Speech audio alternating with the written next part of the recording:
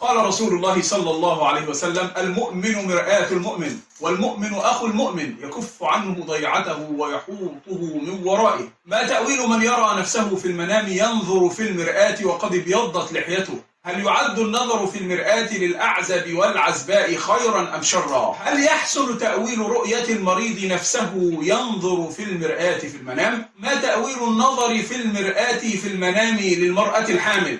هل يختلف تأويل المنام إذا كانت المرآة في المنام من ذهب أو فضة أو حديد أو غير ذلك؟ كل هذا وأكثر نستعرضه في هذه الحلقة.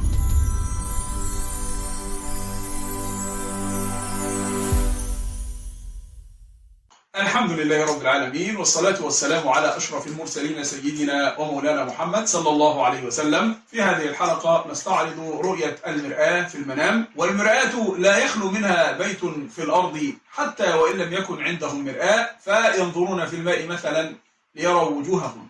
والإنسان ينظر في المرآة كل يوم، بل ربما ينظر في اليوم أكثر من مرة. فما تأويل المرآة إذا نظر إليها الإنسان في المنام؟ وأنبه أني إن شاء الله في آخر الحلقة سأؤول بعض الرؤى التي وردت من المتابعين للقناة. الإمام جعفر الصادق رضي الله عنه يقول: تؤول المرآة في المنام على 7 أوجه. تؤول بامرأة وولد وجاه وشريك وصديق ونفاذ حكم وأمر ظاهر. وربما أيضا يكون تأويلها غير ذلك، فقد تؤول بهم أو تؤول بفرج على حسب الرؤية وعلى حسب المرآة التي يراها الإنسان في المنام، وسنورد تفصيل ذلك. وقال ابن سيرين أيضا: المرآة تدل على الجاه والولاية، وتدل بقدر عظمها وكبرها وصفائها على حسن هذه الولاية وعظمها. وأضاف أيضا أنه من رأى أنه يعطي مرآة لأحد فإنه يودع ماله عند هذا، وإن رأى مجهولا يعطيه مرآة فهو فرج وزوال هم من جهة غائب يقدم عليه. وقد اختلف المعبرون في تأويل المرآة في المنام، فقد قال جابر المغربي أنها تدل على حال الإنسان من فرح وسرور أو حزن، فقال: إن رأى الإنسان في المنام صورته حسنة فهي بشارة وفرح، فإن رآها غير حسنة فهو هم وغم وحزن.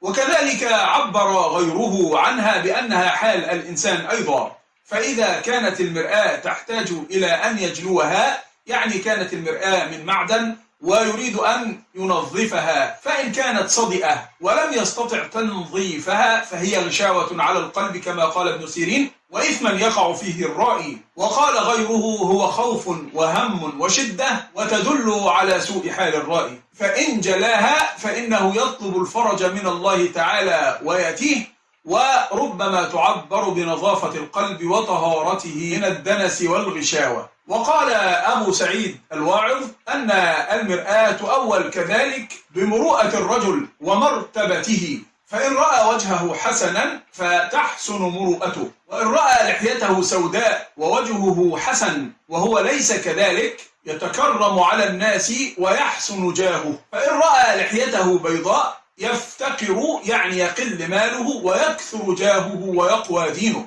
فإن رأى في وجهه شعرا أبيض وهو ينتفه، يعني ليس في لحيته وإنما في بقية وجهه، ذهب دينه وجاهه، والله أعلم. وأضاف أبو سعيد الواعظ أيضا أن المرآة قد تعبر بالمرأة، فإن انكسرت هذه المرآة فهو موت امرأته، وإن رأى فيها فرج امرأة فيدل ذلك على أنه يأتيه الفرج من الله تعالى. وقال إبراهيم بن يحيى في تعبير الرؤيا: من نظر في المرآة فإن كان مسجونا تخلص من سجنه، يعني يخرج منه، وإن كان عزبا تزوج، وإن كان محزونا فرج الله عنه، إن كان مسافرا مغتربا رجع إلى بلده، وإن كانت امرأته غائبة قدمت عليه، يعني عادت من غيبتها، فإن كانت امرأته حاملا فهي بشارة بولد يشبهه، ذلك إذا كانت المرآة من حديد أو نحاس كما قال ابن قتيبة في تعبير الرؤيا. فإن رأى صورة شاب في المنام فهو عدو له في مكانه، فإن رأى شيخا فإنه يرى صديقا له،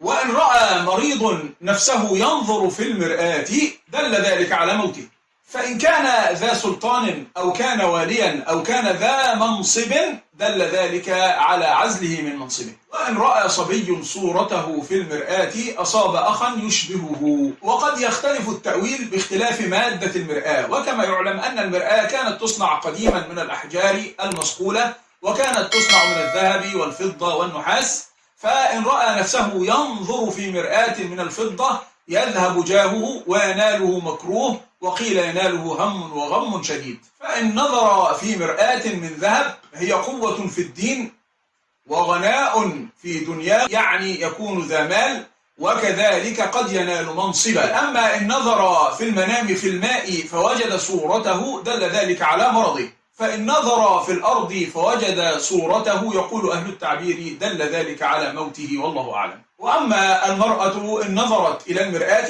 فإن كانت عزباء تزوجت، وإن كانت حاملا أنجبت أنثى مثلها، وإن كانت عقيما لا تلد فإنها يحدث بينها وبين زوجها خصام وربما يفارقها. وإن نظرت صبية إلى المرآة أصابت أو نالت أختا مثلها أو تشبهها، والله تعالى أعلى وأعلم. أما تعبير بعض الرؤى التي أتت للقناة من المتابعين، يقول متابع: رأيت في المنام أني أقرأ قوله تعالى: إنه من سليمان وإنه بسم الله الرحمن الرحيم ألا تعلوا علي وأتوني مسلمين كاملة، ويرى أمامه ملكة سبأ. فأقول إن صدقت رؤياك فهو منصب عال مع خصومة مع النساء أو جدال مع الأهل والأقارب، ولعل الحق يكون في جانبك والنصر حليفك، والله تعالى أعلى وأعلم. متابع يقول أنه رأى وقوع الساعة وهو في الحساب وحده. أقول على هذا الرأي أن يكثر من الاستغفار والتوبة والرجوع إلى الله تعالى، وأن يسأل الله رفع البلاء عنه، ذلك لأنه قد يقع في شدة وتعنت، لأن من نوقش الحساب هلك، فلعله يقدم على أمر فيه تعب شديد، وعليه أن يلتجأ إلى الله بالدعاء، فإن الدعاء يرد القضاء، والله تعالى أعلى وأعلم. الرؤيا التي تليها متابعة تقول: حلمت الشمس والقمر سواء، والشمس ضوء قوي وبدت تصير طويلة وبدأت تفتر سريعا. أقول إن صدقت رؤياك وكان الوالدين على قيد الحياة فهو رضا أحدهما عنك جدا لهذا الضوء القوي ويطول عمره، لكنه يكون في بعض التعب للفتور الذي ظهر سريعا، والله تعالى أعلى وأعلم. رؤيا تقول: سمعت صوت الله عز وجل يقول: إنك لن تراني. أقول إن صدقت رؤياك فإن قراءة سورة الأعراف أو شيئا منها في المنام يدل على مال وقوة في الدين وعلم، إلا أن يكون الرائي مضيعا لحدود الله تعالى فإنها نذير له. فإن كان من أهل الطاعات فإنها بشرى للتمكين له، لقصة موسى عليه السلام بعدما سأل الله الرؤيا فقال له: لن تراني، ثم مكنه بعد ذلك، والله تعالى أعلى وأعلم. الرؤيا التي تليها متابعة تقول: حلمت أني ولدت طفلا، كنت متعجبة لأني لا أحس بأي ألم، وكنت أحمله في منشفة بيضاء وأبحث عن طبيب كي أقطع له الحبل السري والمشيمة، وكنت أدفيه وخائفة عليه وأرضعه، ولكن مش كل مرة يرضع، ثم ظننت أنه مات فأحسست بنبض قلبه ففرحت واطمأننت. فأقول إن صدقت رؤياك فالولادة خروج من الشدائد والأمراض وراحة وفرج، قضاء دين أيضا، لكن الأمر فيه سر متعلق بالرائية، وهي تريد أن تفصح به لمن هو ثقة حتى تقطع هذا الأمر، وهذا الأمر يكلفك أيضا بعض المال أحيانا وهي الرضاعة، ولعل العاقبة تكون فرح واطمئنان لما قصصت في آخر الرؤيا، والله تعالى أعلى وأعلم.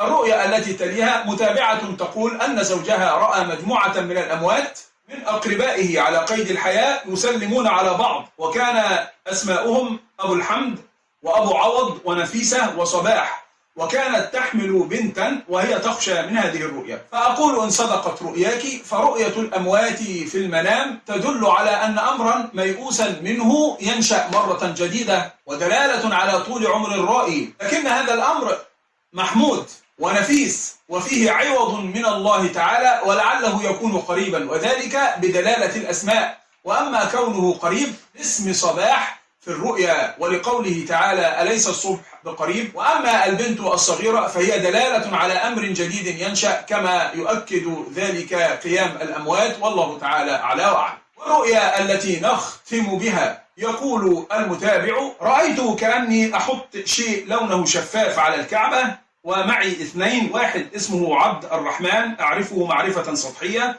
والثاني مشهور اسمه خالد الزعاق، وفي بالي في الحلم أن لازم نخلص بسرعة قبل ما يقترب الناس، وفعلا خلصنا. فأقول: إن صدقت رؤياك فرؤية الكعبة خير وبشارة لمن رآها، لكن الشيء الشفاف الذي تضعه حول الكعبة فهو مرض عينيك، ولعله مياه بيضاء تضعف نظرك، لكن الأمر يصحبك فيه رحمة الله تعالى، والله تعالى أعلى وأعلم. أقول لمن يرى هذه الحلقة: إن أعجبتك أن تشترك في القناة وتبدي إعجابك بهذه الحلقة.